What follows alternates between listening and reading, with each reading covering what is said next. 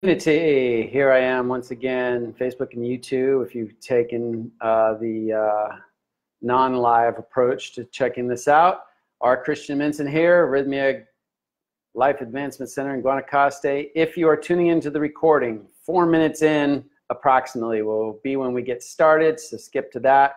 Otherwise, I'm just waiting for people to show up, to say hi, to welcome you to the program. Hello. The 2 people who have just shown up, 5 now. Let's get this show on the road. Tell me where you're from. Tell me, type in and say hi. If you can hear me, give me some thumbs up or write in that you can hear me. I was having some problems with the microphone earlier. I believe I've got that fixed, but Karen Perry, Mary Brewer, Gord Barrett, so far, all names I know and trust. Welcome, you folks. Great to see you. Regine Jacobs, another name I know and trust from Canada. Hi from Alberta, Jennifer. And Gord says, hear you. Perfect. Thank you, Gord, for that message. It's always helpful to know that I am being received properly.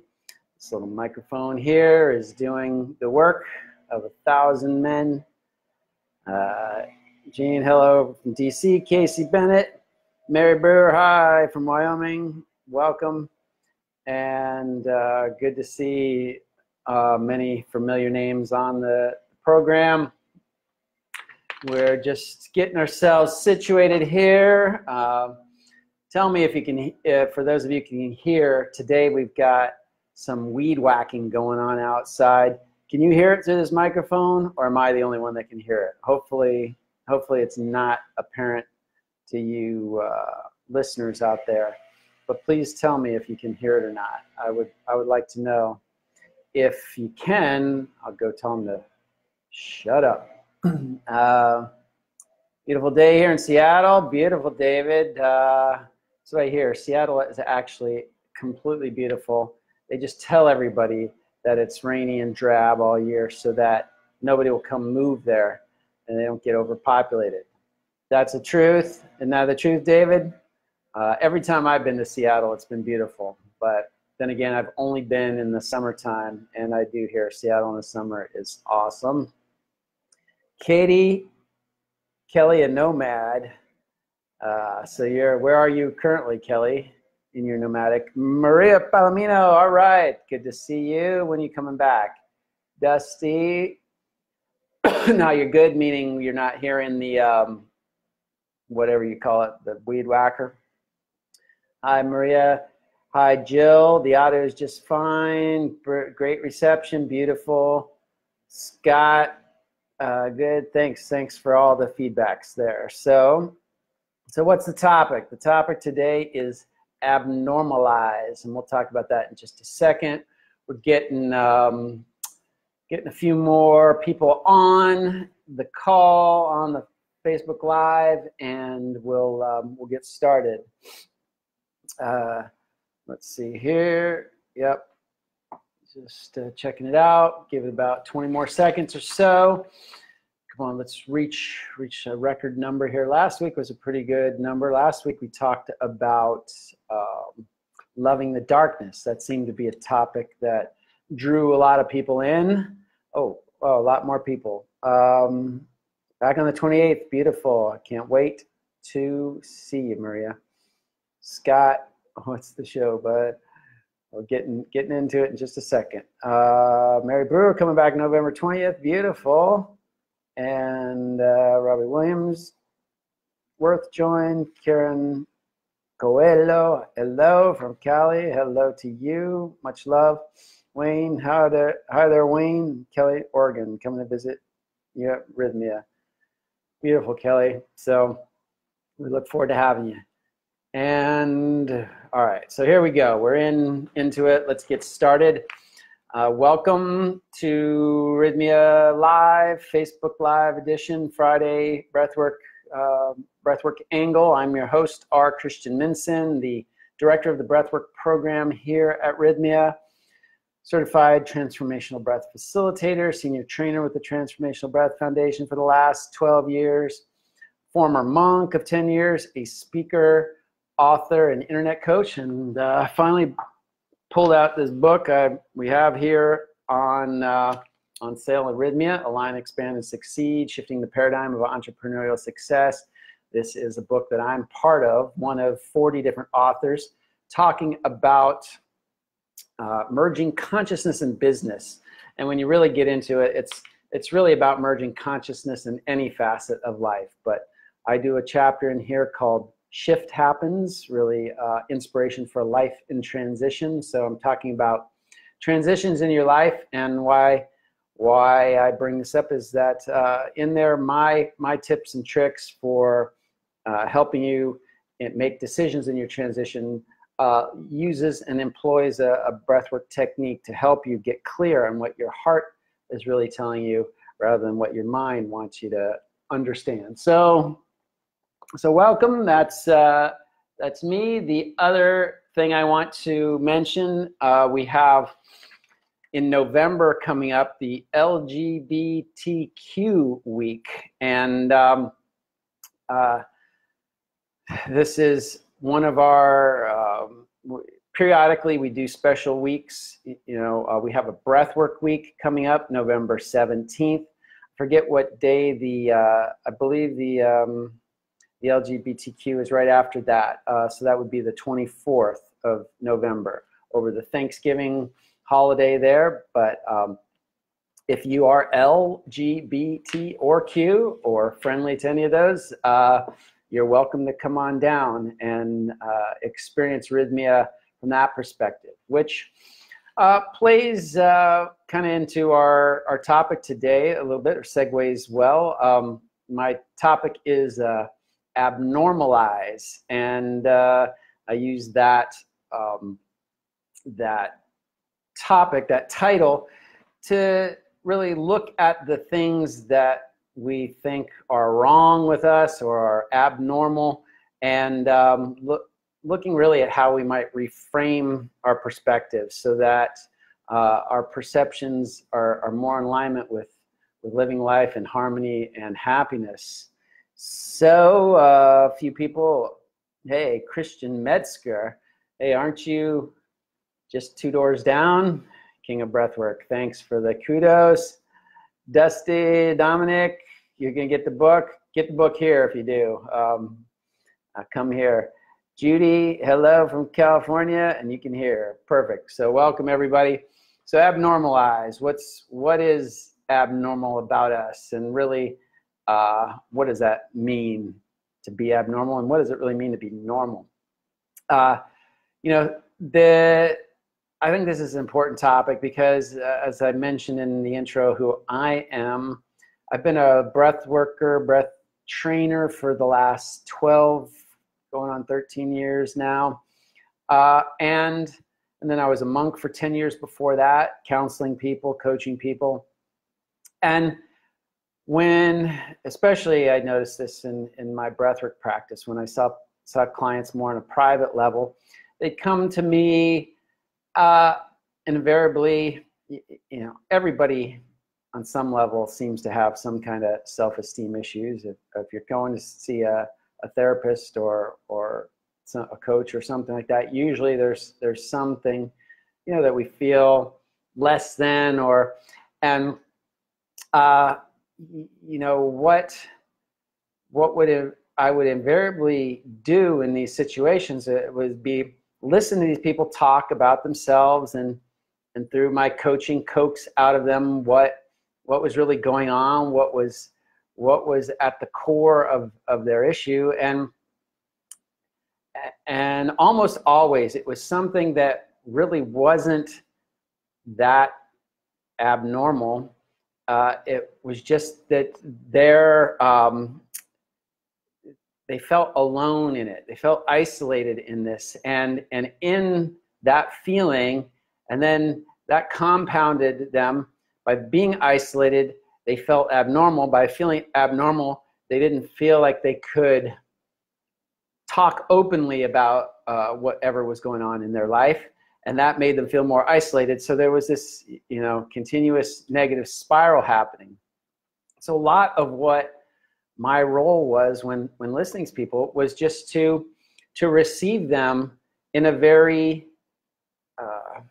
open and receptive state, to say that, yeah, you know, and everything that I would reflect back to them would be like, yeah, and so where's the, you know, where's the issue there? Where's the issue there? Really, is it normalizing their abnormal, and that's where the title comes from, abNORMALIZE, to really say that you know, very little stuff out there is truly abnormal. And most of it is because we've created this perspective, often this perspective created out of isolation from recognizing how prevalent these conditions are, that we're not the only one experiencing them. So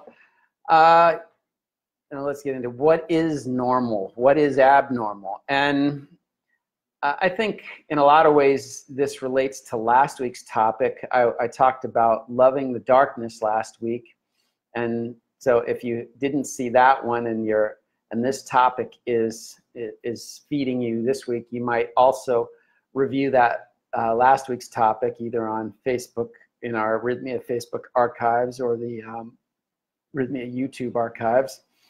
And you know, abnormal, I think, is simply just like darkness, the parts of us that we don't love, or the parts of us that we think are wrong. And all of this, the point I made last week and the point I make this week, is it's all relative. It really is a product of our mind and our thinking and our rational conclusions, and rational meaning of the mind, not always completely rational as in real or understandable. So very proud of what I've accomplished in my life, but I think ego is a cover for my guilt. This is David speaking.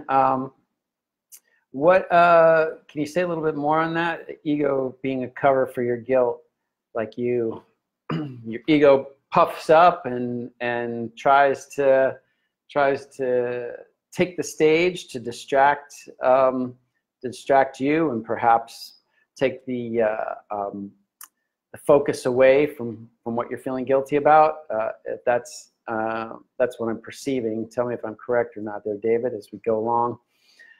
So abnormal really is a perspective, and our perspectives are relative. What, you know, here, let's say, trying to think of a dietary abnormality, but you know, like not eating gluten, not eating bread might seem abnormal to somebody who eats bread, but it's fully normal for somebody who has gluten intolerance, who understands, you know, or even understands that, you know, our grains are not created in the same way they were 100 years ago, and therefore there's issues to consider when choosing your diet. And so for one person, that's abnormal, but for another person, it's completely normal and maybe even vital that they follow that diet. So, you know, where we get these ideas of what is normal or abnormal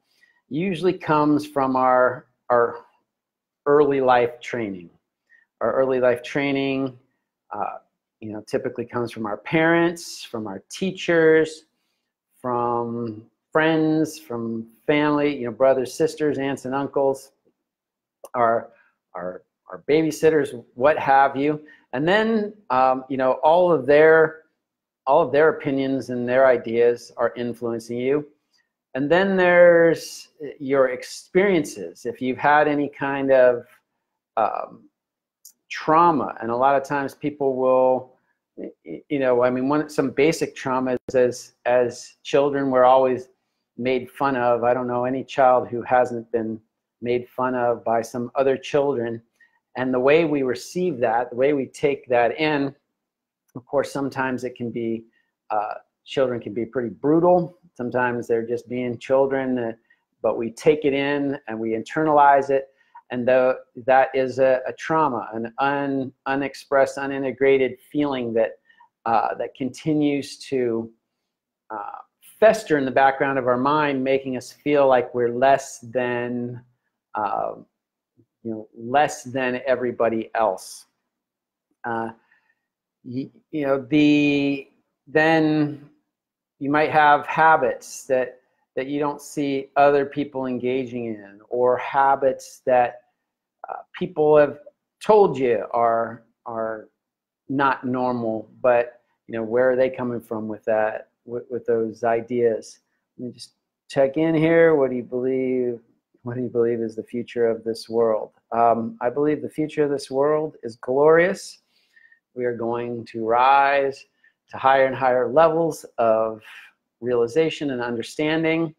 I don't know if the world will ever be a completely peaceful place. I don't think that is actually the role of this world, but the future of this world is to bring more and more people to higher levels of realization and understanding, that we can evolve ourselves into higher levels of existence, maybe on different planets or different actual planes or dimensions of existence. So you ask, that's my belief in the future of the world.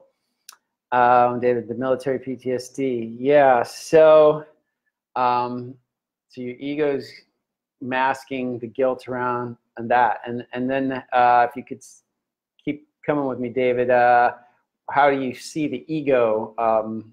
How does the ego get in the way of that, or try to mask that?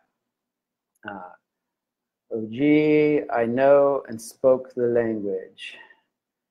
All right. Hey, my friend. Hello, Marina. Welcome to those who just joined. So coincidental, but I wrote something to do with just this last night. I would love to share it with you.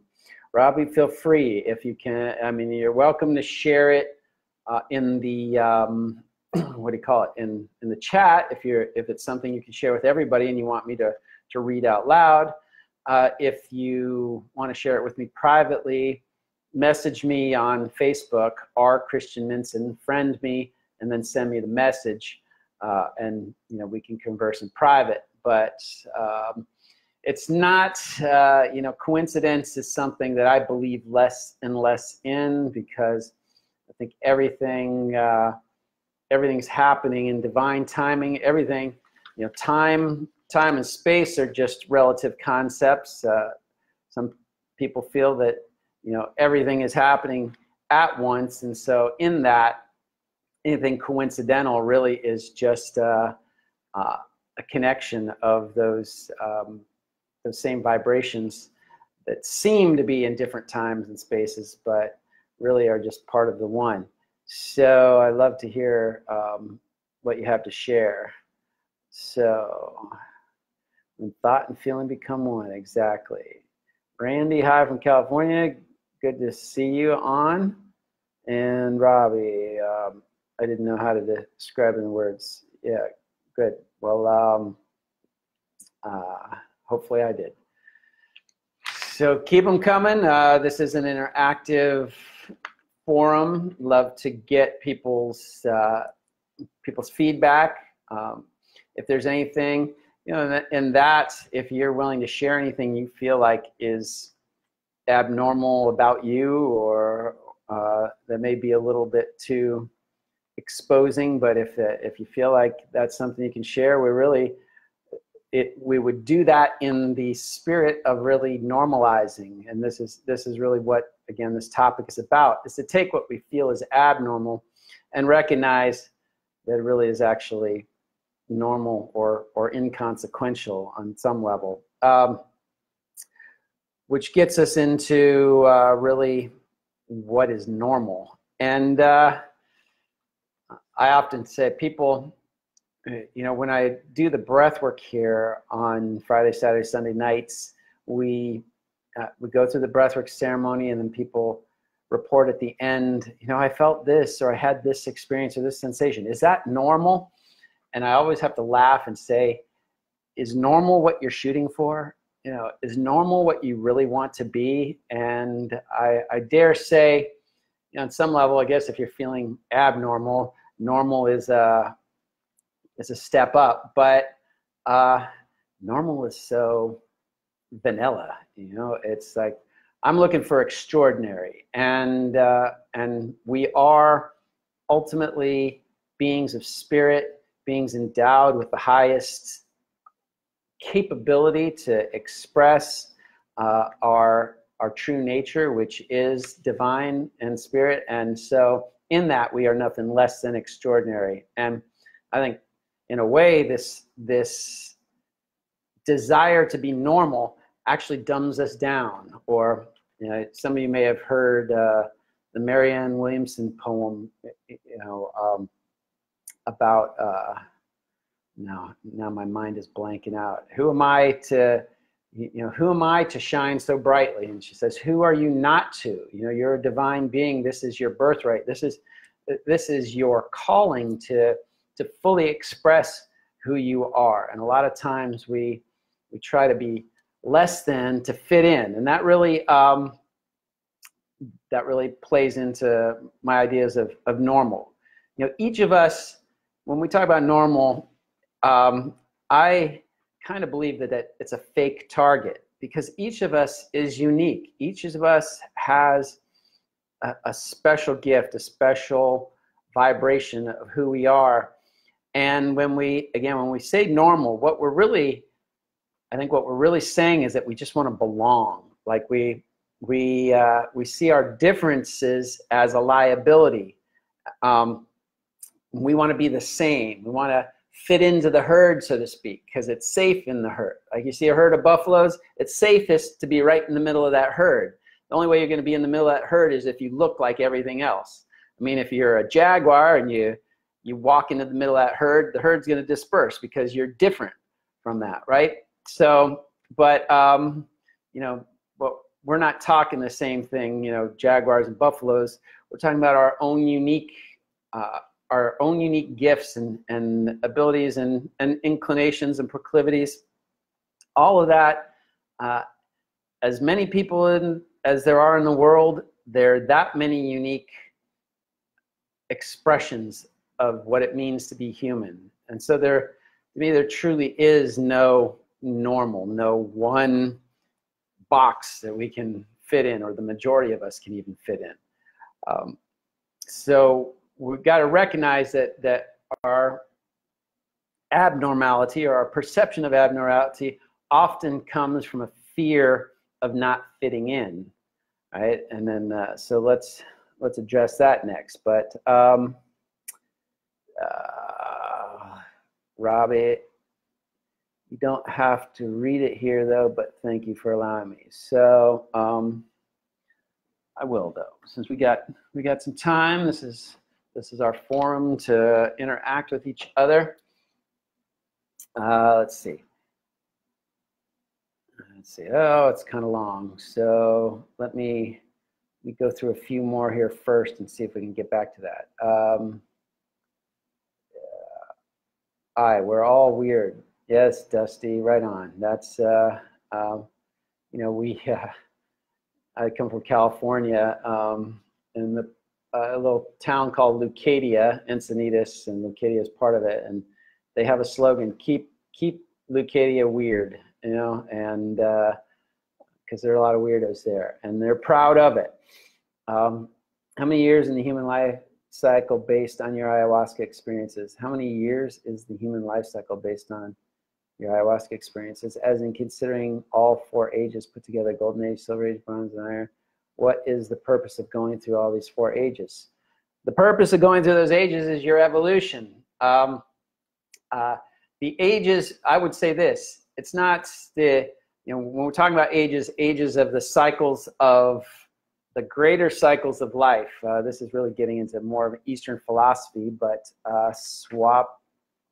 Swapnil, it looks like you are from Eastern descent, so you're talking about these Yuga cycles.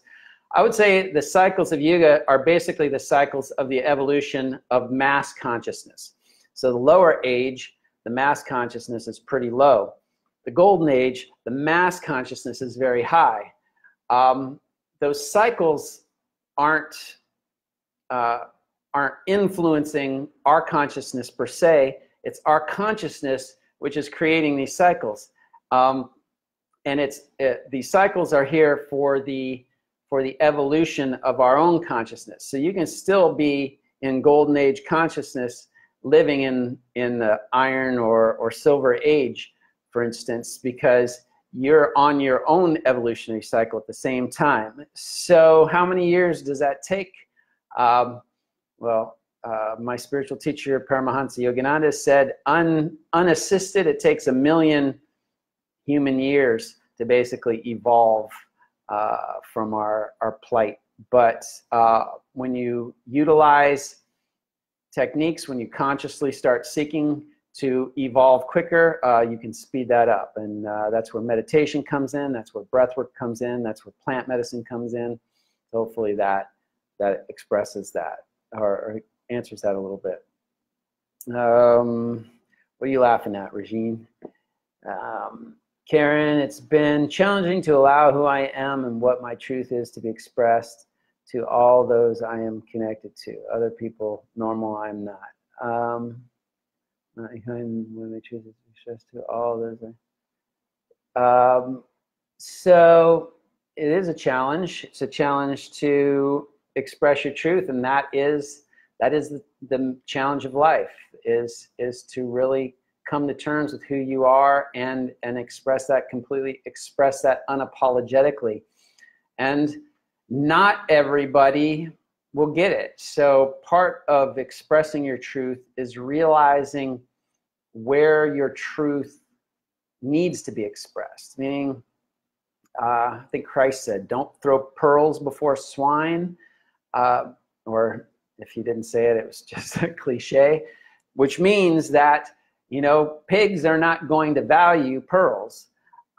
But so you're not going to, in a metaphorical sense, those of closed-minded consciousness are not going to understand higher levels of truth, or you're a more progressive being when they're locked in their own closed mentality. So you're not going to necessarily benefit from trying to really express your truth to these people. So there's a little bit of discernment comes into place. And then there's others that you do need to express yourself to, and they're not going to get it. And that is the test and trial of life. Are you going to bend to their ways because you want to be accepted by them, because you want to impress them, because you want to be part of that clan? Or are you going to recognize that your truth is who you truly are? And if you forego that, then you're just a shell of who you are, fitting in with the rest of the crowd. So hopefully that helps. Wow. Western view covers abnormals with labels, causes us to think something's wrong. Yep, Jill, perfect. That's, you know, and that's it. We start labeling things, and then that starts making us feel abnormal. We're all just on a continuum. Everybody's crazy and everybody's sane, but we're somewhere in the middle. Some are closer to sane, some are closer to crazy, but most of us are somewhere in between. The best way to align, expand, and succeed is to be at peace with ourselves and to be who we are. That makes sense. Beautiful, Tiago. Michelle, Christian Metzger, you got that right. I'm assuming when he called me king of the breathwork, that's what you're talking about, Michelle. Robbie, like you said, if you are trying to be normal, you'll never realize how extraordinary you are. Yeah, perfect. And thanks for replying to Karen there. Tim Tenge, hey, Michelle, or Michael. Just want to say hi from Denmark, and thank you. 3 days ago, when feeling emotions becoming one, true magic happens, I asked the ancient language. All right, great. And Swap Neil. All right, good. That resonated with you. Thanks. Just when I or we think we got it all figured out, they will humble us. Yes, ain't that the truth? And Breathwork Guru, thanks. All right, so let's go back up to the one that Robbie's sharing. So this is live before the air, so I don't know. It's kind of long, so let's just kind of get through it. During conversation, the question, how do you remain happy and positive in a world filled with killing? How do you see the world in such beauty always? For me, I didn't wake up this way, but I make sure I become this way. I make the choice continuously until I get it right. Once I get going, the feeling is incomparable. Control, awareness, and an understanding that is truth for everything you come across. Not personal judgment or egotistical opinions, just pure understanding for the way it actually is. Sounds like states that, states of awareness you can reach through meditation, through breath work, through plant medicine. I believe the answer to the person's question is because if we don't, we won't inevitably weigh over the world of killing or anything we don't see fit in our world. Exactly. One at a time, we will get there. The reality we've created needs to be changed. First, we change ourselves. If we cannot perceive the world we want to intend it to be that way, then it won't.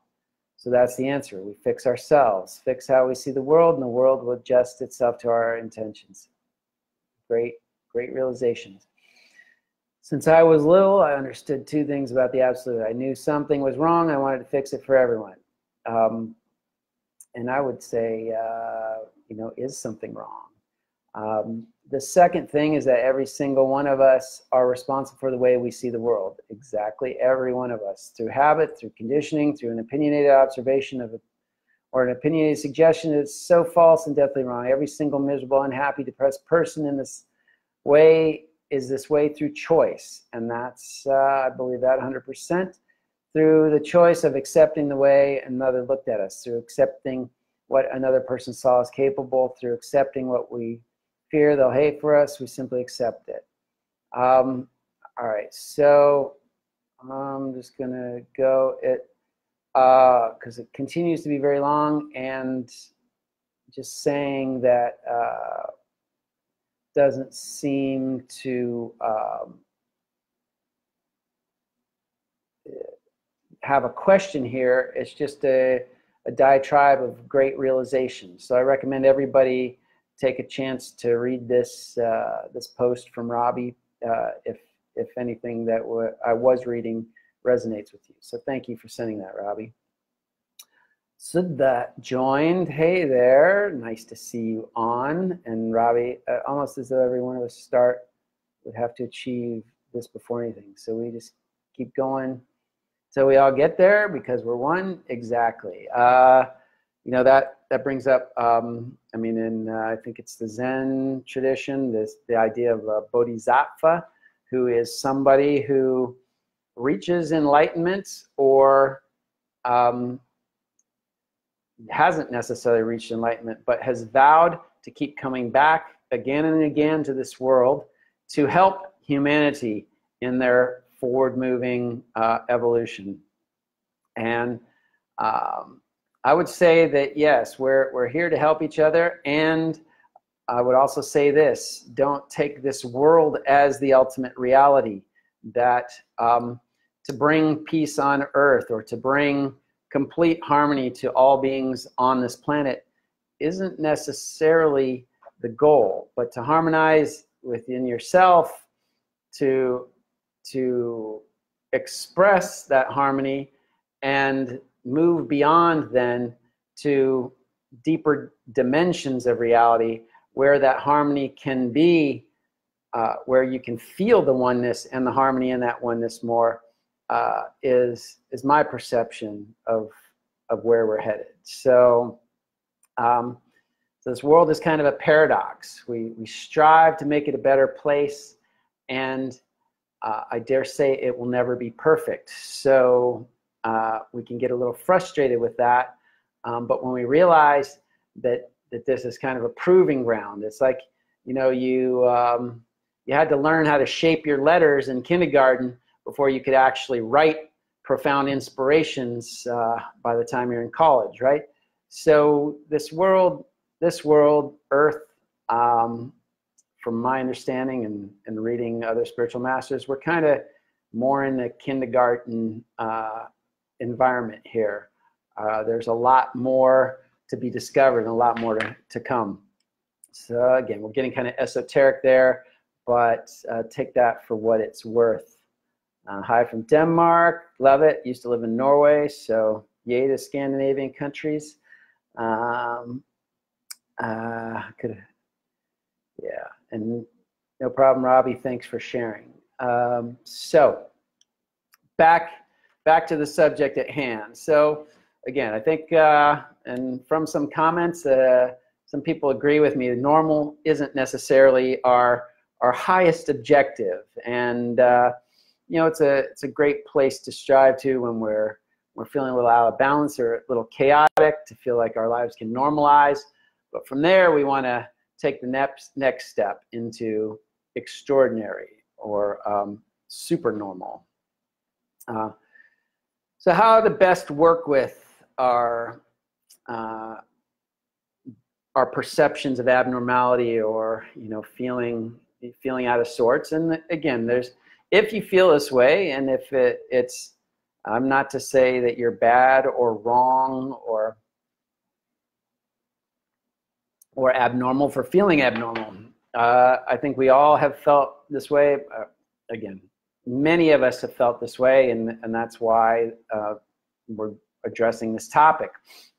But you know, we want to, our goal is to evolve ourselves, and part of that evolution is to evolve our consciousness. And the evolution of our consciousness is to really release our thoughts and feelings from the chains of perceptions that have been keeping us locked in a very shallow view of reality.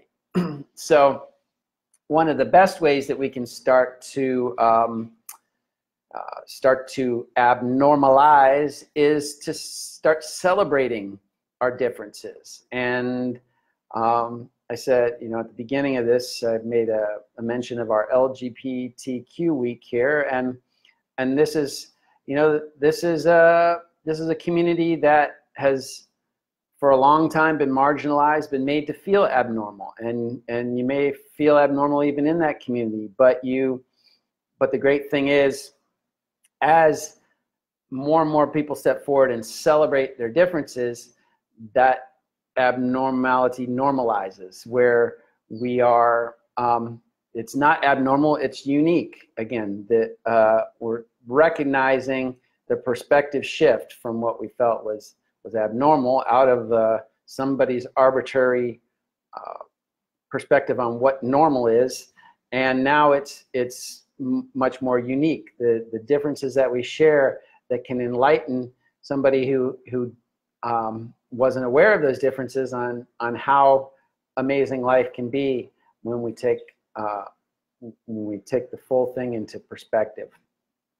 Up some more things. All right, OG, you're kind of going off the rails there. So let's bring it on topic, or please do something else. Celebrate the differences. One of the great things about our internet culture these days is that you can find just about anybody who has a similar interest that you do. So get on the internet and study, like find subcultures of people who have your particular interest or your particular characteristic or trait, and start to connect with those people. This is one real great way to normalize what you felt was abnormal. Remember in the beginning when I would talk to clients, it was often because they were isolated in their idea of who they were. They hadn't really expressed or shared that. So it's in their mind that they keep churning over these ideas that they're abnormal. And if I know anything about, you know, human psychology, we sort of tend to operate on a self-fulfilling prophecy. I mean, we have an idea, And then in that idea, we look at the environment and we pick out things from the environment that support our idea. So we think we're abnormal, and then we say, oh, that person says that this kind of characteristic is abnormal. See, I was right. And that person says, you know, who cares if 100 other people said something completely different? We are, because we have this idea going on in our mind, we're looking for those things that are going to support that idea, even if it's not in our best interest.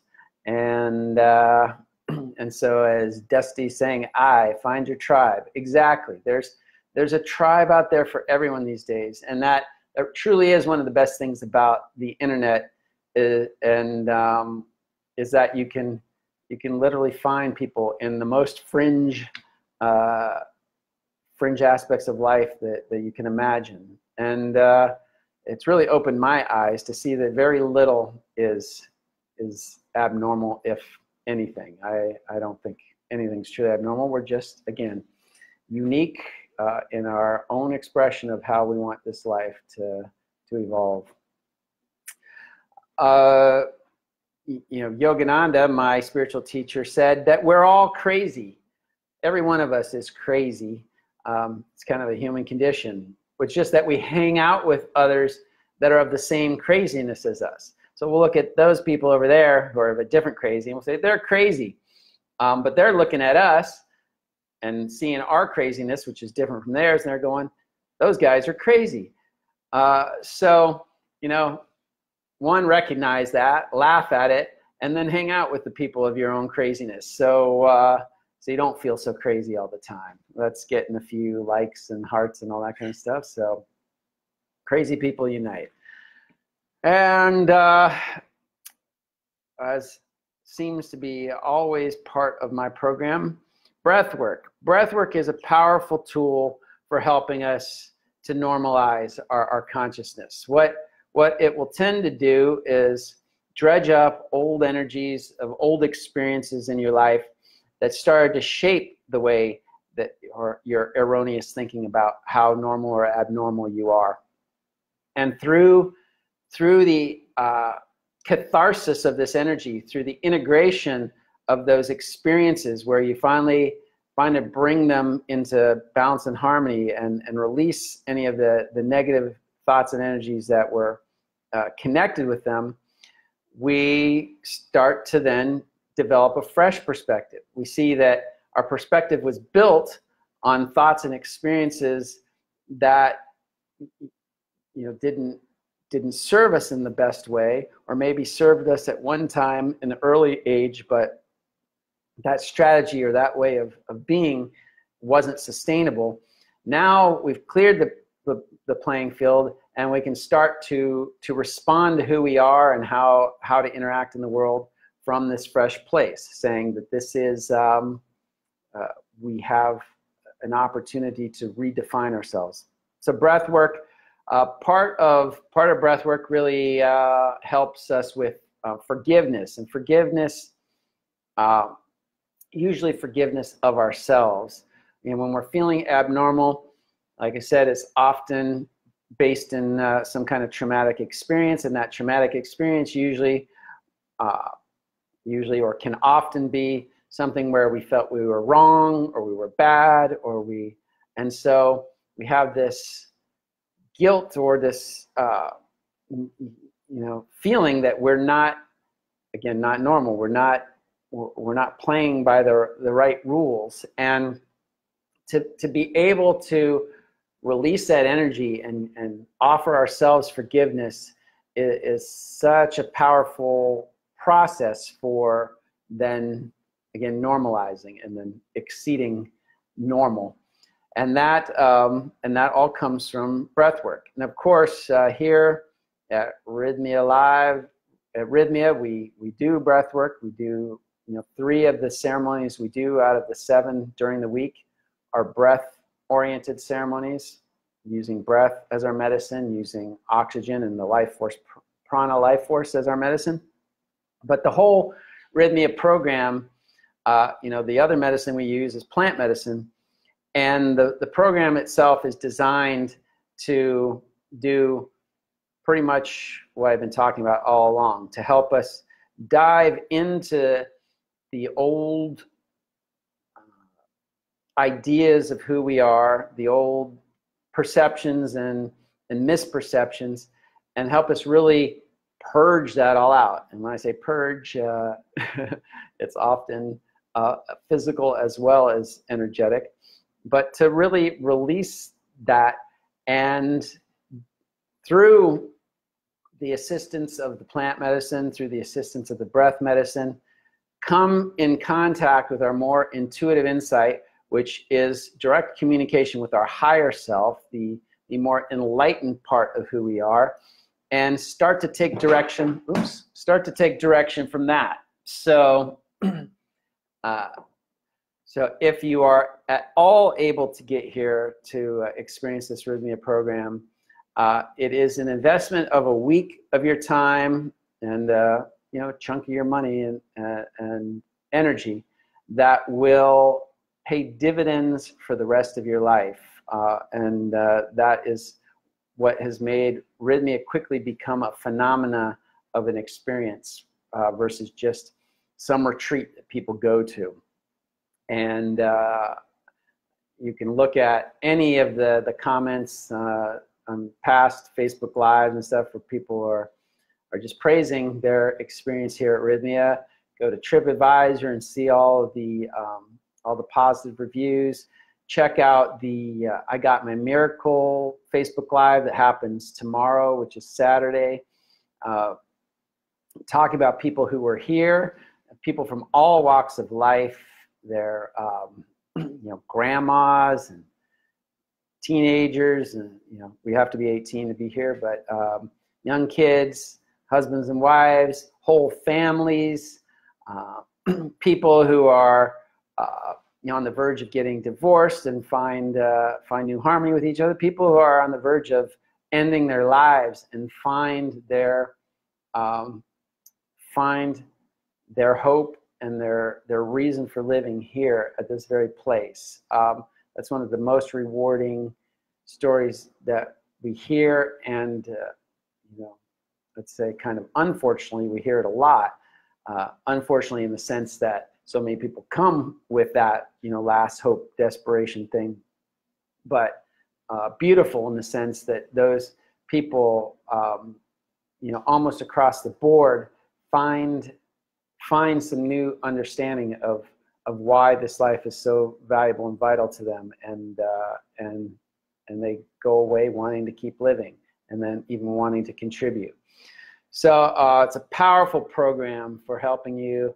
And usually people reach that stage of desperation because they have churned this concept of I'm abnormal in their mind so much, and they haven't gotten the haven't had a chance to normalize in one of these ways that I've expressed, and but by the grace of God or whatever, they finally found the Rythmia program and come, and that does it. And I can't say how happy we are when we hear those kind of stories. Breath magic, plant magic, and monk magic. Yeah, thanks, Dusty. And we got all that going on here.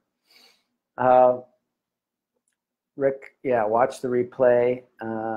It is really good. And Chuck Living Good, hey, good to see you on. And Padmini, good to see you too. Regine, thanks for giving me the wink. And that's it. So, so we talked about, why this topic was important. We all tend to spin out on feeling abnormal at some point in our lives. We really looked at, the concept of normal and abnormal being very relative. It's really made up right here and based on a lot of our past experiences and what we've been told by people who maybe didn't have our best interests in mind. We really looked at sort of how to combat that, or how to counteract or neutralize that energy by celebrating our differences, by getting on the internet or seeking out your tribe of unique individuals who share in the same kind of things you're interested in. We talked about how breath work, the power of breath work can really help to release a lot of this old baggage that has given you some of these archaic concepts of what's right and what's wrong and what's normal and what's not. And of course, the Rythmia program itself, which includes the breath work, but includes so much more for a powerful week of your life that's worth the rest of your life. So, in that, I just want to say, what if you looked at your life differently from this point forward? What if you, instead of just saying, gosh, that's so abnormal, or I'm so not in alignment, but to think that being different is not strange, but unique, so that you start saying, who I am, this thought I'm having, this impulse I've got, whatever it is unique to me, and let's strive to understand it rather than judge it and make it a negative thing. Celebrate your differences, honor yourself, your needs and your desires. Plug in to people who have understanding and compassion, the ability to hold space for you, which Rythmia is an amazing container for that, and move forward and grow and evolve in a new sense of happiness, and accelerate yourself beyond normal to extraordinary and super normal. So with that, let's see, any last comments from people? Karen says, my circle has certainly widened after learning and utilizing your breath work, the plant medicine, and all of the miracle healing I received at Rythmia. Thank you. I am different and wonderful. And thank you, Karen. And you really did do a lot of transformation when you were here, and look forward to having you back sometime. And Patty said it's definitely a journey, and that is true. If there's anything you can say about life for sure, that it is a journey.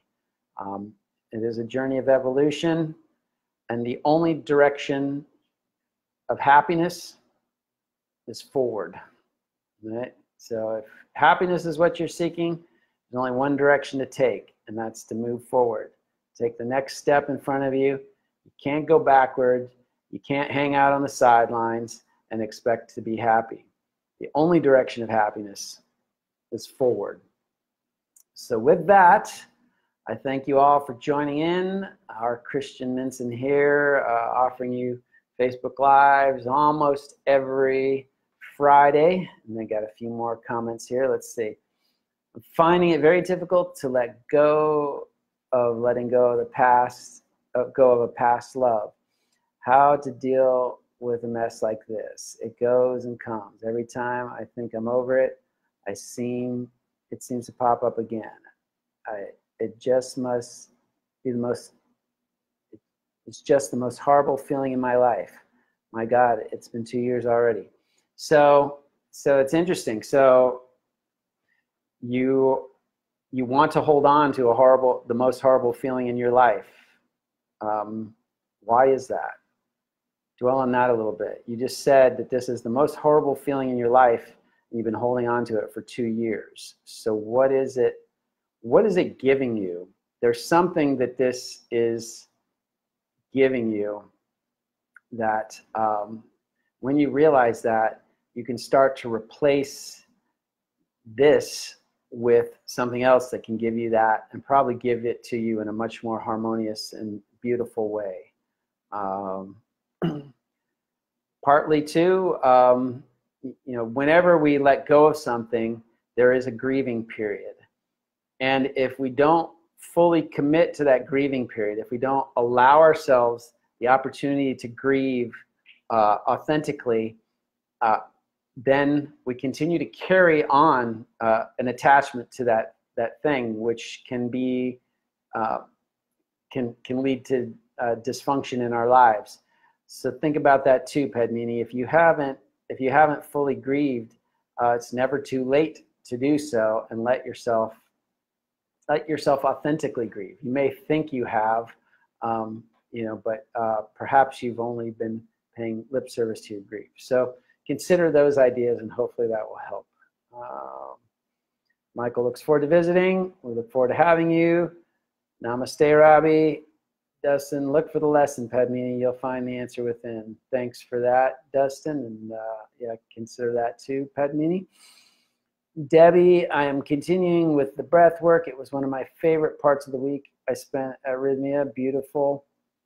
If any of you are interested in a breathwork training I've got coming up in at the end of August, or any ideas you want to share with me or just stay in connection with me, you can friend me on Facebook, R. Christian Minson. Always include a note. And if you friended me, if you're from Rythmia, you came to Rythmia and you friended me, I still haven't accepted that friend request, just send me a note and say, hey, you know, I was at Rythmia and you haven't accepted my friend request yet. And that will jog my memory, and I will accept it. I've got, like, not that I'm great, but you know, there's 500 friend requests I've gotten that I can't get to until I don't just friend people automatically. I like to know the connection, and the ones that get top priority are people who send me a note and actually establish that connection. Again, even if you've been here before at Rythmia, remind me of that, and we will be friends forever. Patty, surrender, good. And Faith, join. Sorry, we're just closing up here, Faith, but the recording will be up soon. So for all of you, I'm R. Christian Minson, breathwork facilitator and trainer, director here at Rythmia, coming to you, closing down here at Guanacaste, Costa Rica. We invite you to come out, enjoy the warmth, enjoy the love, and enjoy the amazing transformation that we have here at Rythmia. So until next time, namaste.